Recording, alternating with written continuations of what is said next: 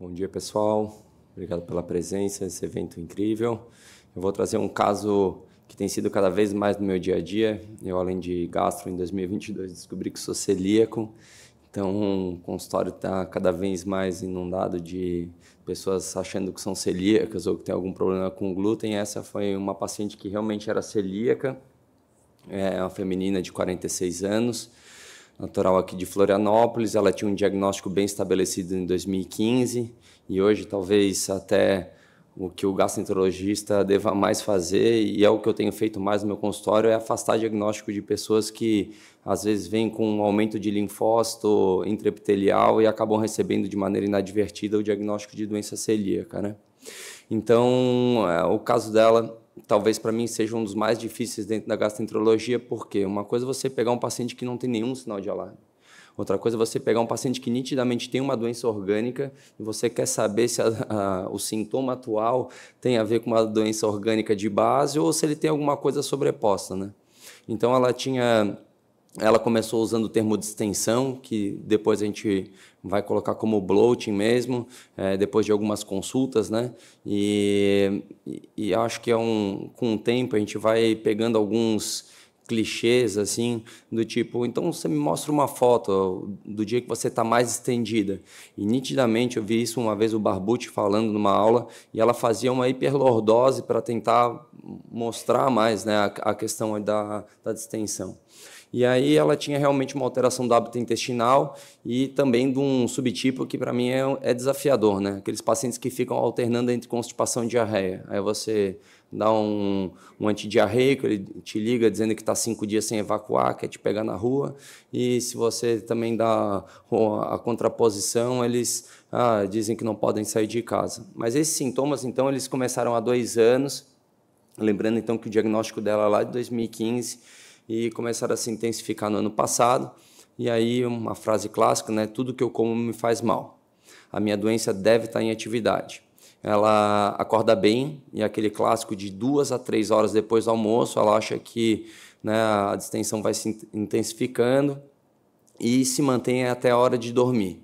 E acho que os pacientes eles tendem a tentar valorizar um pouco e é o nosso papel tentar, né, desmistificar um pouco isso, né? Assim, mas você acorda de madrugada por conta do desconforto? Sim, mas aquela de 3, 4 horas da manhã, não. É assim, eu demoro para dormir porque eu tenho desconforto. Então, o hábito intestinal dela na primeira consulta, né, era assim, evacuações a cada 2 dias, com esforço evacuatório, um predomínio de Bristol 2, mas ela, pelo menos uma vez na semana, tinha fezes Bristol 5 e 6. Ela já me trazia um teste de tolerância à lactose oral em 2017 que era negativo, e aí ela tinha uma passagem pela nutricionista que tinha uma boa experiência na condução de pacientes celíacos, e ela fez um pool de enzimas manipuladas, que era lipase, lactase, pancreatina, alfa-galactosidase. E quando eu perguntei como é que tinha sido a estratégia dela, ela falou assim: olha, doutor, eu usei 1 mês, foi caro manipular e eu achei que não teve muito efeito. Bom, nesse momento a gente, por se tratar de um paciente celíaco, né, a gente tenta sempre fazer um recordatório alimentar e entender como é que é o padrão social de alimentação, né?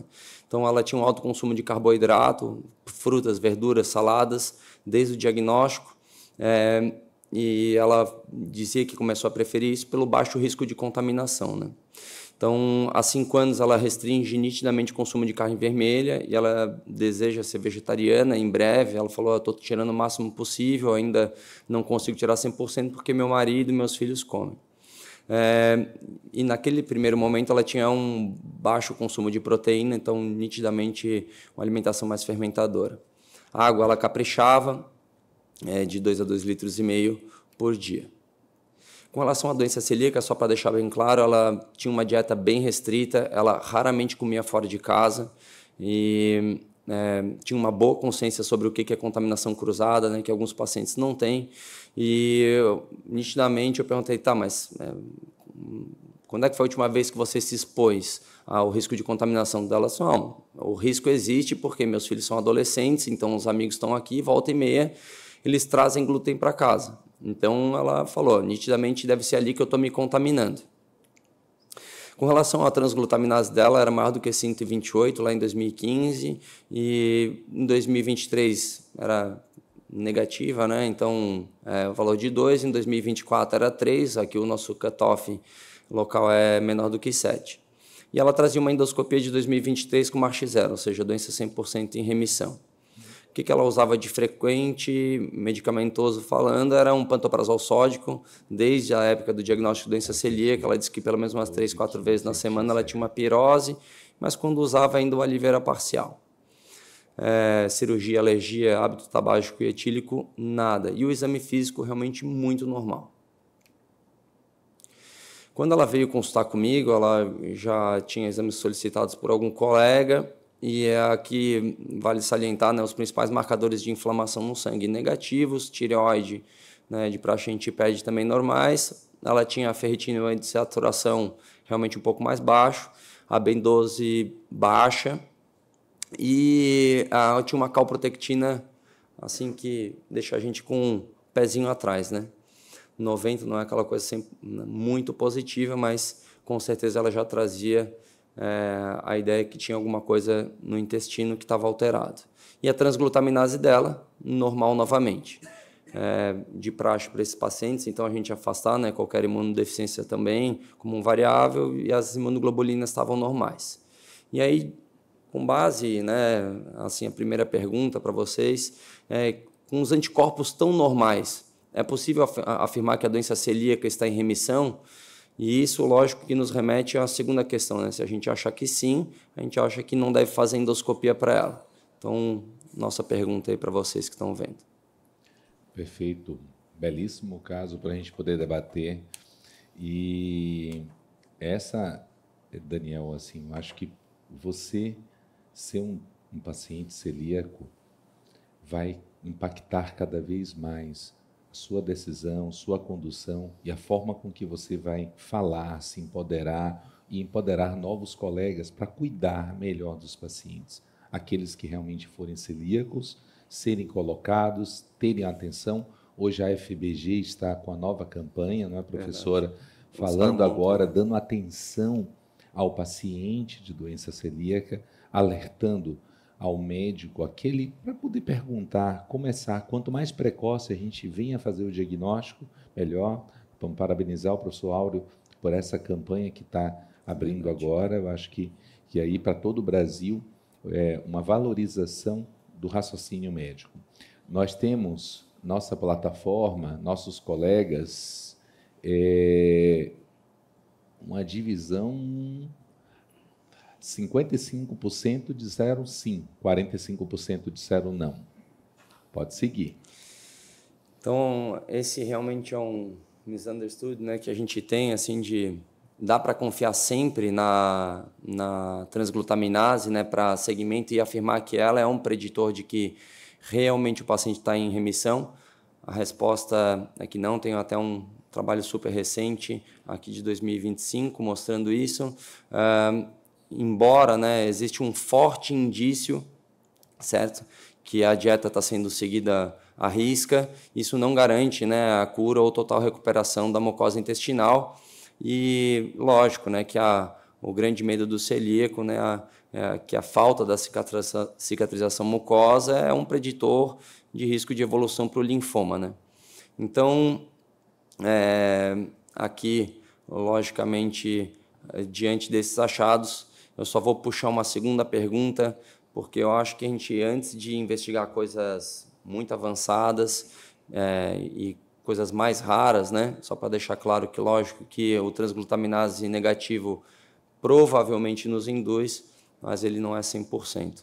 Então, antes de investigar a doença celíaca em atividade, a minha ideia era, bom, será que não vale a pena reolhar a questão da lactose, que era negativa anteriormente, né? E é uma paciente que nitidamente está com sintomas.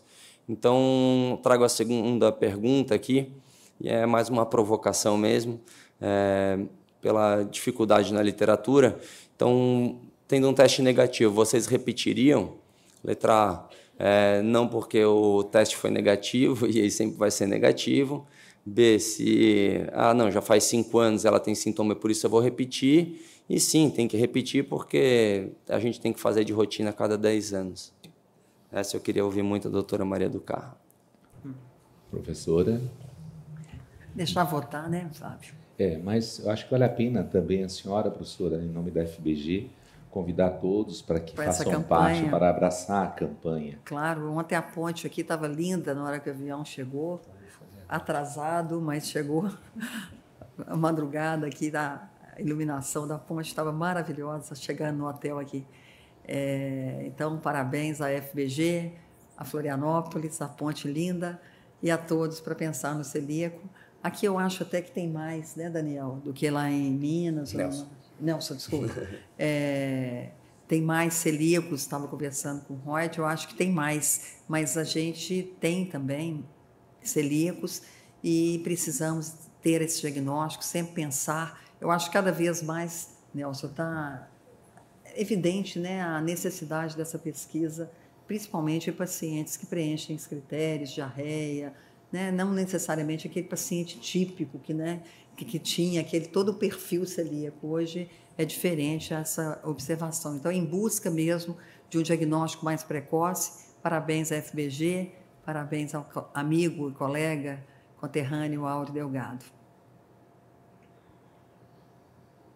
Vamos ver nossa plataforma. Nossa plataforma terminou o voto. Letra B, 100%. Não, 100%, que bom, né? Mas eu queria perguntar para a doutora Maria do Carmo, vamos pensar o paciente que tem um exame negativo e daqui a pouco passa 2 anos, ele volta a ter um sintoma que é um pouco mais persistente, repete o teste, não repete, em 1 ano não repetiria, em 2 eu repetiria. Tem alguma coisa na literatura? Eu tive muita dificuldade de achar. Nelson, não tem realmente essa resposta. Eu acho que vai ser uma decisão de cada um de nós, diante de cada paciente. Não tem essa história de fazer de rotina, absolutamente. Eu não sei se eu faria, porque ela tem negativo, tem uma doença celíaca, está controlada. Inclusive, nem sei se faria endoscopia, porque ela tem uma endoscopia de 2023 com Marshall 0. E nós estamos em 24, né? Não sei. Sim. Isso aí é a decisão também de cada um. Mas ela já tinha um Marshall 0. Então, eu pensaria aqui em frutose, supercrescimento, eu pensaria em outras coisas, deixaria a lactose. Mas, se for repetir, não vai ter nenhum problema, repete e vê. Mas não repetiria a lactose, deixaria a lactose. Ótima pergunta, ótima resposta. E aqui eu só vou pegar o último gancho, falando de doença celíaca, que acho que a FBG foi muito feliz na campanha desse ano, falando que 80% dos celíacos não tem diagnóstico ainda, né? Então, e para os 20 que tem, eu acho que nós, como gastroenterologistas, devíamos incentivar, né, essa pesquisa, esse documentário que está sendo criado, porque quanto mais a gente tiver noção, né, desse 1% de 200 milhões de pessoas que estão por aí, às vezes, sem diagnóstico, eu acho que a gente valoriza, né, a indústria e o comércio local para criar meios mais saudáveis e seguros para eles se alimentarem. Então, a gente, lógico, acabou pensando em repetir, porque fazia 5 anos, e aqui, com relação à paciente, eu solicitei que ela fizesse o teste e pedi que fizesse o teste respiratório, não só porque ele é o método de eleição, lógico que isso já é um fator importante, mas por ele não ser coberto pela rede suplementar de saúde, mas acho que tem uma questão importante que ele, às vezes, traz, como no caso do Eduardo, a ideia de que ele pode dar um segundo diagnóstico, né, que são as intolerâncias secundárias, por exemplo, a SIBO. No caso dela, o teste foi bem negativo, né? Mas, às vezes, a gente pega, por exemplo, aí, né? Então, que talvez, como gastroenterologistas, a gente possa ter uma boa, um bom argumento para os pacientes começarem a fazer o teste para lactose, não é só pelas picadas a menos de agulha, mas por, às vezes, mostrar como um exame com um pico precoce como esse que está na tela, às vezes pode nos ajudar a pensar que isso possa ser secundária a essa condição que vem sendo cada vez mais frequente. Beleza, então a gente chegou aqui com uma paciente que tinha uma endoscopia agora ela já está em 2025, 2 anos atrás, tem um marcador negativo. E o que a gente poderia, né, levantar de hipótese agora? Então, temos doença celíaca em atividade, parasitose intestinal, síndrome do intestino irritável, colite microscópica, lembrando ali da calprotectina que veio limítrofe, ou SIBO. Lembrar que esses pacientes, né, Nelson, eles têm doença celíaca, não tem nenhuma vacina para não ter doença funcional associada, não tem vacina para não ter... E o supercrescimento, aliás, a microbiota está sendo muito estudada na doença celíaca, né? Você tem visto, a gente tem uma desbiose bem clássica na doença celíaca. Colite microscópica, ela não tem muito fator de risco, né? Geralmente são mulheres, a diarreia é muito intensa, geralmente acima de 50 anos, não tem muita dor, é predominantemente diarreia. O uso de antidepressivo serotoninérgico a longo prazo tem que pensar muito, e se pedir a colono, obviamente, pede com biópsias seriadas para esse diagnóstico. Mas ela pode ter as duas coisas sim, e outras intolerâncias, como a gente mostrou aqui, por exemplo, a frutose, outras intolerâncias. Mas neste momento, vamos ver o que os colegas acharam, eu acho muito pouco provável, é um paciente consciente da doença, fazendo dieta, com uma endoscopia de 2 anos atrás, marcha 0, e com transglutaminase negativa. SIBO, 60%. Ótimo. Excelente raciocínio. Então, aqui o difícil foi segurar a paciente, né? Então, ela estava muito ansiosa e aí não teve jeito. Também pensaria em SIBO e sugeri que a gente fizesse um teste para SIBO antes da endoscopia, mas não teve jeito. Ela queria porque queria fazer, então lá fomos nós para esse ano fazer a endoscopia com biópsia. E aí nesses pacientes eu acho que sempre vale a pena a gente biopsiar o estômago também para gastrite eosinofílica. A gente tem que abrir o diagnóstico e não fechar nesses pacientes que têm uma doença de base já orgânica, né? E então a biópsia do adenal veio de novo, marcha 0, e eu achei que estaria satisfeito em convencê-la que não era doença celíaca. Mas, né? Mesmo com biópsias normais, ela começou, mas você acha que não pode ser linfoma, hein? Porque eu já vi que tem um risco aumentado e eu devo estar me contaminando em algum lugar, em casa. E aí eu falei, olha, realmente, se você for ver na literatura, a gente faz exame de endoscopia uma vez no ano, a cada 2 anos, você pode se contaminar. Às vezes essa contaminação, mesmo que pequena, dá sintoma e não chega a dar aquele marche 3 de volta. Para que eu fui falar isso? Então, ela chegou e falou, mas tem algum jeito de descobrir? E então eu falei que hoje existem o Gluten Detect para você fazer em casa. Eu acho que é uma ferramenta interessante, principalmente para aqueles pacientes celíacos que a gente está na dúvida se eles realmente são aqueles celíacos refratários na essência, né, que realmente estão desenvolvendo a doença mais grave, apesar de saber que isso é raro. E ela mandou importar lá dos Estados Unidos, pediu para alguém trazer, na realidade, um familiar me mostrou a caixinha ali. A caixinha vem com 12, se eu não me engano, deu 1 semana, ela já tinha feito todos os testes. E aí, para nossa alegria, realmente, o Gluten Detect mostrou para ela que ela não estava se contaminando dentro de casa, né? Que a gente fala que é o santuário do celíaco, deveria ser realmente a casa. Então, estava tudo bem.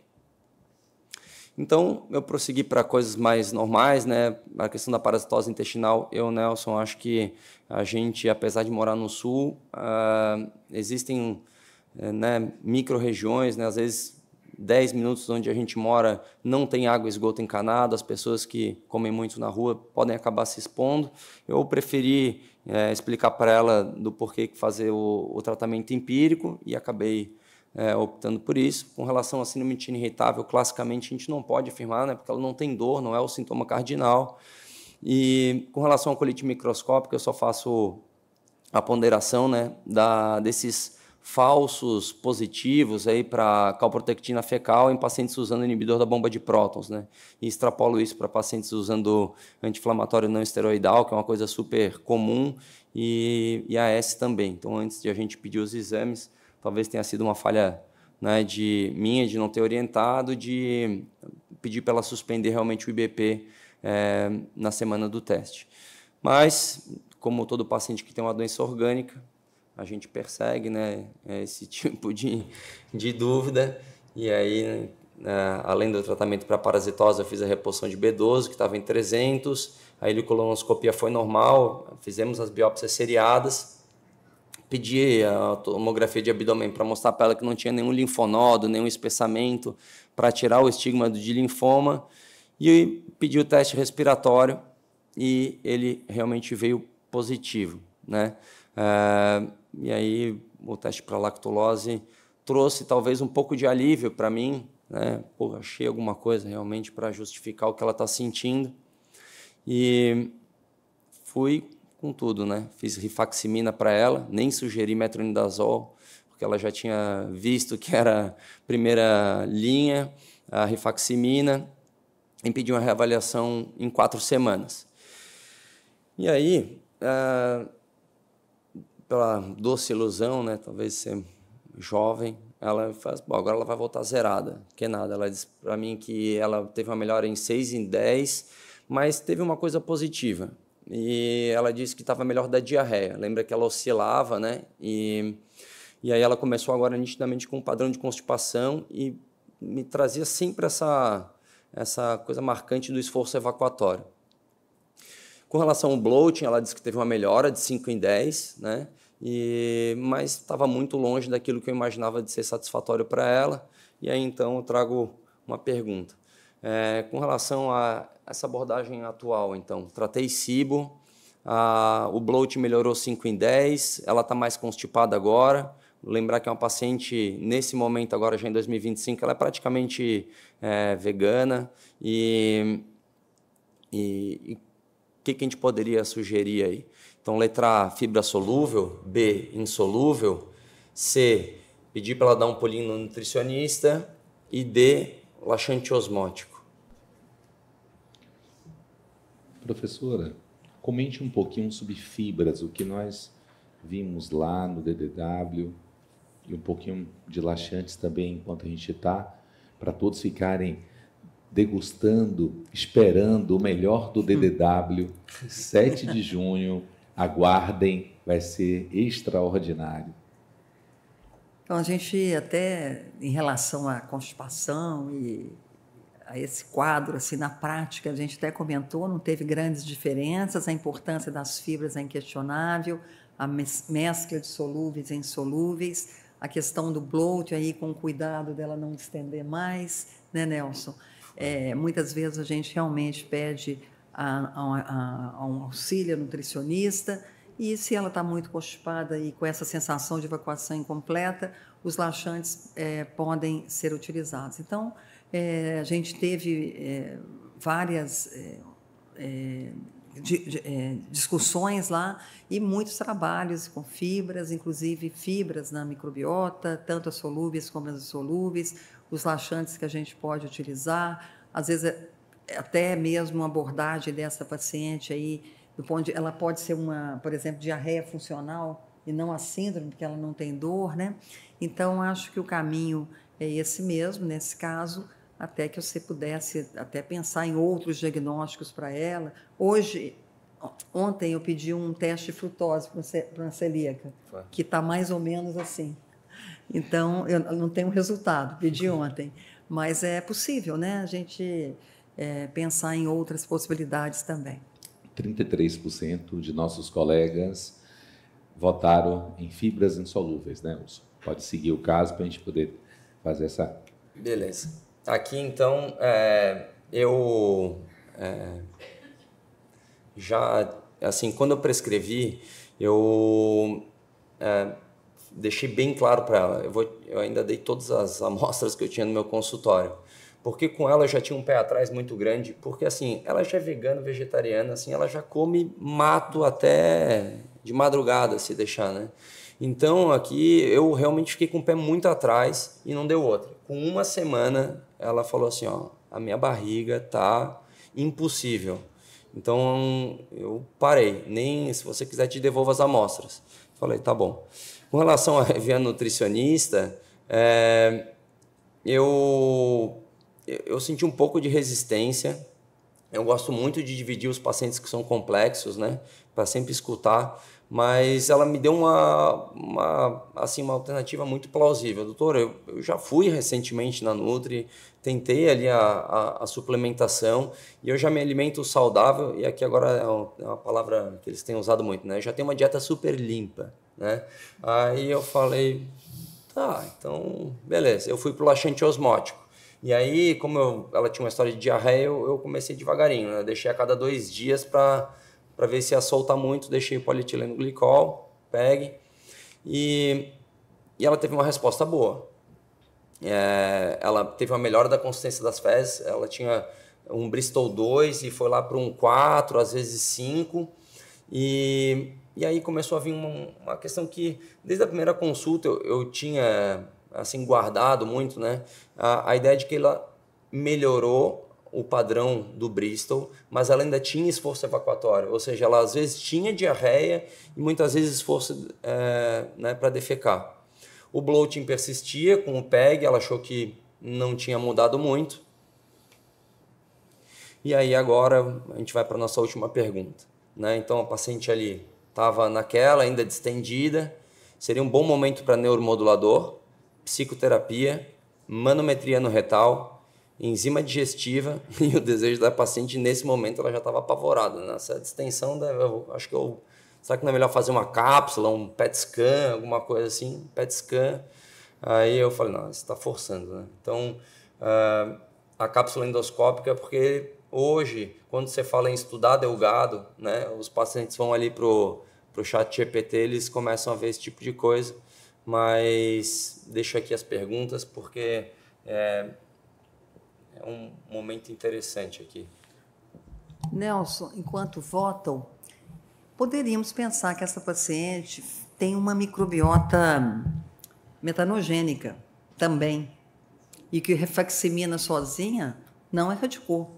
Talvez até pensar em repetir o teste se ela negativou, se tiver metano, possibilidade, ou até fazer empiricamente uma neomicina, um metronidazol, porque ela é de forma mista. Ela pode ter as duas microbiotas e a rifaximina sozinha não ter erradicado aquele supercrescimento, talvez o hidrogênio sim, mas não é ter erradicado. Eu pensaria um pouquinho nisso. Claro, teria que dar uma conduta clínica, mas pensaria também nessa possibilidade. Bom, ótimo raciocínio, eu realmente não tinha feito na época.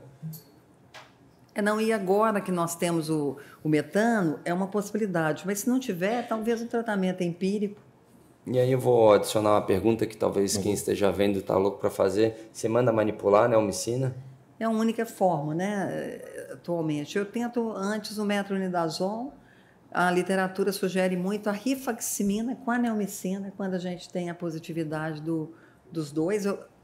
Essa semana também eu vi 2 pacientes com as 2 curvas positivas. Porra. 42% com neuromodulador. Boa. 35% manometria no retal. Boa. Com relação ao neuromodulador, então, logicamente ela teve resistência para iniciar, né? Mas com relação à psicoterapia, eu fui um pouco mais incisivo com ela, né? Eu citei 3 pontos importantes que a gente deve tentar sugerir isso para os pacientes, né? Que isso não é normal, né? Uma coisa, tudo bem, a gente está evoluindo na investigação, mas ela não tem nada de alarme. Então, assim, eu falei para ela de hipervigilância, que eu acho que quase todo celíaco tem. Pensamento negativista, então, assim, tudo para ela, assim, ou era linfoma, ou a doença, enfim. E o medo, né? O medo de não saber o que tem, medo de, enfim, as coisas não estão indo bem, e ela realmente iniciou a psicoterapia. Mas eu, pela questão do esforço evacuatório, eu insisti na manometria no retal, e aí veio então com sinais manométricos de disenergia pélvica compatível com anismo, alteração da sensibilidade retal e hipotonia esfincteriana por déficit na contração mantida. E eu acho que, olhando retrospectivamente, me dava talvez mais vontade de fazer a manometria até antes desse momento, mas, né, às vezes pela pressão ali de afastar coisas mais graves. E e chamava atenção muito a questão assim da diarreia, ainda às vezes com o esforço, né, essa alternância. Então, com a manometria no retal, nesse momento, honestamente, eu já não, né, eu vou usar tudo que eu tenho direito aqui antes de partir para mais um teste, por exemplo, para frutose. E aí eu resolvi, então, além de encaminhar, né, para fisioterapia pélvica com biofeedback, eu resolvi, então, por um pensamento racional, começar a enzima digestiva, pensando muito no padrão alimentar, né? E aqui hoje, com relação aos pacientes, eu acho que eles tentam empurrar muito a gente assim para assim, não, eu quero saber o que eu tenho. Mas eu falei, né, a gente precisa de uma coisa mais objetiva. E hoje eu tento no consultório já fazer isso, né? Principalmente nas consultas de retorno, me traz um registro fotográfico das tuas principais refeições dos últimos 7 dias. Isso funciona, você coloca uma pasta lá no celular, você vai batendo, vai olhando, né? E realmente era bastante mato. Então, com relação àquilo que a gente tinha falado, acho que talvez a tentativa de equilibrar um pouco ali, né, uma dieta com muito carboidrato, ela melhorou o aporte de proteína, né, que já era uma sugestão da nutricionista inicialmente. E com relação ao almoço, assim, era geralmente um bowl de vegetais com legumes, né, mais uma proteína, que geralmente era o cogumelo, que é uma proteína mais fácil, às vezes, de encontrar no mercado. Mas tinha bastante feijão também como fonte proteica. E na janta, ou ela repetia esse bowl, ou era sopa ou creme de verdura, né? Ela usava muito creme de aspargos. Tá bom.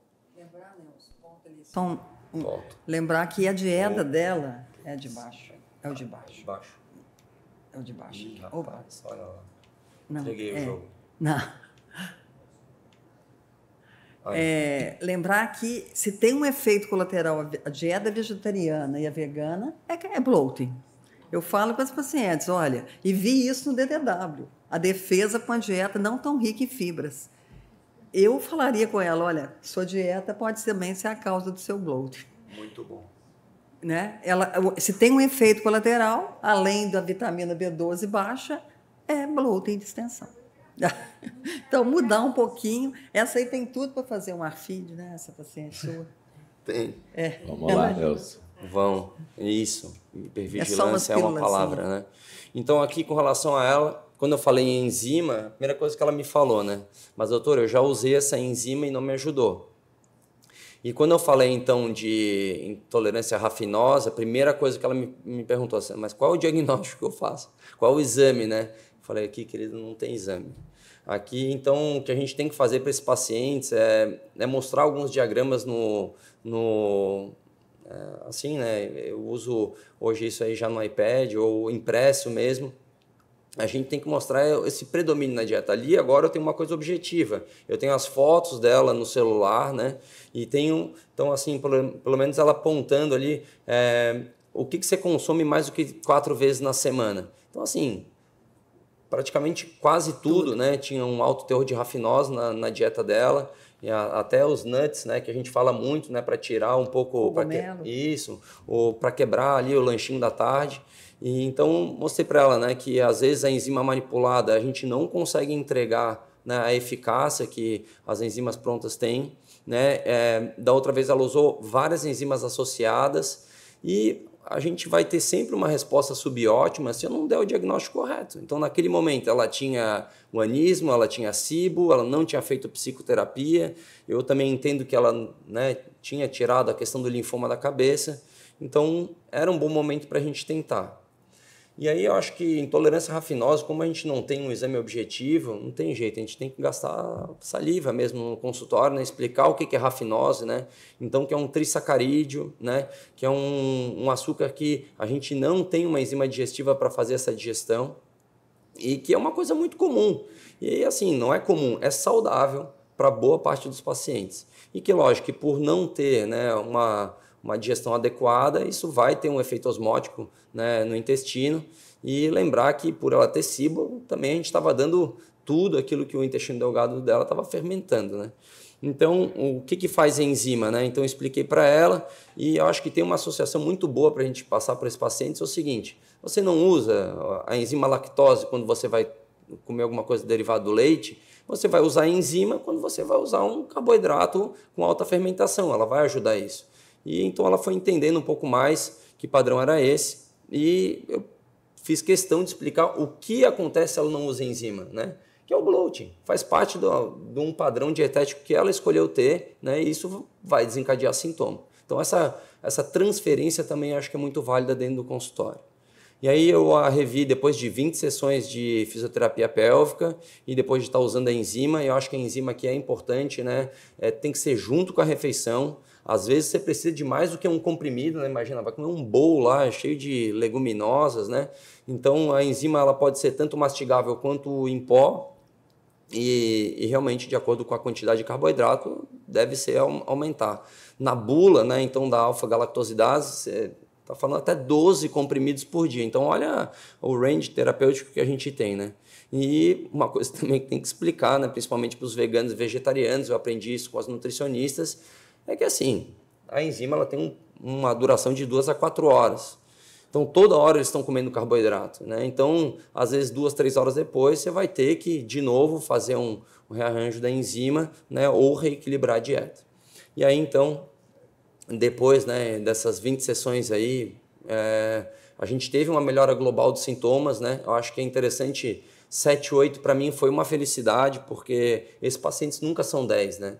Eles têm sempre o medo, eles têm sempre essa hipervigilância, uma situação complexa. A mulher, acho que não sai para jantar fora de casa, ela sai com o esposo, acompanhando, mas jantando. Ela, assim, com certeza faz mais de ano. Então, e ela ainda fala, né, que com certeza ainda tem um pouco de bloating quando ela não evacua diariamente. Então, para mostrar que realmente o ato defecatório é importante e corrigir a constipação é fundamental. Então, as mensagens finais aí do caso, né, então, que o diagnóstico da intolerância rafinosa é um diagnóstico clínico, né, requer inquérito alimentar e principalmente o inquérito alimentar relacionado com sintomas, né? Às vezes os pacientes usam a enzima e não tem aquela resposta, a gente não vai ficar massacrando eles também com alguma coisa que não tem evidência para aquele caso.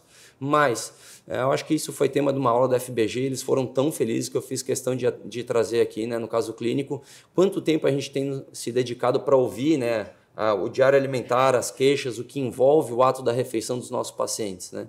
E para quem quer se dedicar para a intolerância alimentar, isso é fundamental. Com relação ao número, né, de uma, não vou chamar de população de risco, mas é uma população que tem crescido, né?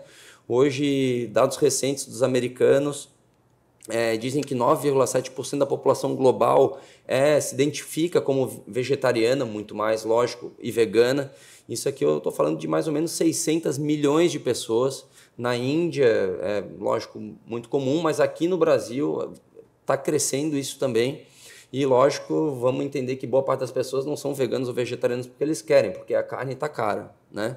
Então, com relação ainda à intolerância rafinosa, deixar a mensagem que a doutora Maria do Carmo falou, né, que existe muita associação com outras desordens, principalmente do eixo cérebro-intestino, mas também, né, com SIBO, IMO e etc. E o papel da enzima é fundamental, né? Principalmente para falar de segurança, né? Imagine usar até 12 comprimidos por dia, né? Isso dá com certeza segurança para os pacientes, mas tem um timing de uso, né? Não adianta a gente dar enzima na primeira consulta, onde o paciente às vezes pode ter parasitose, pode ter SIBO, pode ter intolerância à lactose, a gente acaba queimando o produto, né? A enzima digestiva, dizendo que ela tem uma resposta ineficaz, quando na realidade vai ter uma resposta subótima se você não tem o diagnóstico.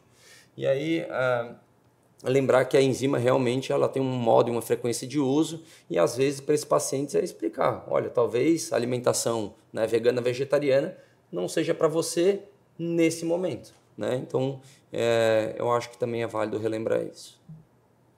Gratidão, Nelson. Belíssimo caso, ilustrou muito o que a professora falou.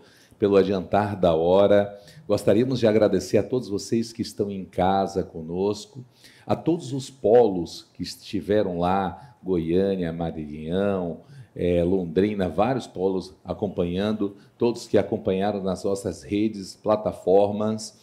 Agradecer, deixar sua mensagem, Nelson, rapidinho, que nós estouramos o nosso tempo, por favor. Acho que agradecer, né, eventos esses como na FAD, que roda pelo Brasil e de maneira itinerante consegue levar para todos os cantos, num país tão grande, aquilo que nos aflige todos os dias, né? Eu ainda deixo essa mensagem principal de como é difícil, né, o diagnóstico de doenças funcionais em pacientes com doenças orgânicas. Gratidão, você veio fazer parte de forma brilhante junto com o Zui, representando a medicina de Santa Catarina. Só temos a agradecer o acolhimento e a excelência de vocês. Professora Maria do Carmo. Eu termino também chamando a atenção desse caso do Nelson, onde um paciente com doença orgânica, como a doença celíaca, pode ter doença funcional associada, e como é difícil. Isso exige de nós uma propedêutica maior, com certeza, saber se ele está em atividade ou não. Estou escrevendo agora para a revista ABCD e me surpreendi. 30% dos pacientes com doença inflamatória em remissão tem sintomas de doenças funcionais associadas, né? Então, é importantíssimo isso. É difícil, porque a gente não tem tanto critério para falar não tem doença inflamatória de jeito nenhum, é um funcional associado. Estou escrevendo isso para a BCD, para paciente, o que é mais difícil, mas vejam como são desafios do nosso dia a dia, a gente fazer diagnóstico, senão você vai dar biológica, uma recidiva, e está lá o paciente com quadro funcional, como o seu caso tão bem ilustrou. Aliás, todos dois, o Eduardo também é um caso belíssimo. Adorei, parabéns a Florianópolis, a todos nós, e obrigada a vocês, ao Brasil todo. Mais uma vez, gratidão. Gratidão. Carla? Gratidão. Peço desculpas que a gente não conseguiu realmente passar todas as perguntas. Professora, acho que dava até amanhã à noite, pelo menos, hein? Tanta pergunta. Mas, assim, foi incrível, e a gente vai ter outras oportunidades, um grande aprendizado, e eu gosto de dizer sempre, a gente está aqui porque vocês estão conosco, a gente está aqui por vocês, não só por nós, com certeza. Muito obrigada. Com certeza. Agradecer a todos vocês, aos polos, aqueles que estão em casa, um almoço abençoado com todas as famílias. Família nos acolhe, família nos nutre, e família faz com que nós voltemos para o lar, sabendo que a nossa missão aqui foi cumprida. E hoje teremos um encontro, nós vamos fazer agora uma confraternização aqui nos polos também, mas a gente estende essa confraternização na energia nossa. Aguardem, nós estaremos juntos. A APSEM e o NAFAD vai transmitir o que há de melhor do DDW, dia 7 de junho, para vocês. E durante esse mês todo vamos soltar muitas coisas. Vamos lançar aquilo que houve de mais moderno no diagnóstico da doença do refluxo e das manifestações extraesofágicas da doença do refluxo a partir dessa semana para vocês. Um forte abraço, vamos fechar nossas transmissões, agradecer a todos vocês que estiveram aqui conosco e preparar para 7 de junho. Que Deus abençoe e vamos nos abraçar, pessoal.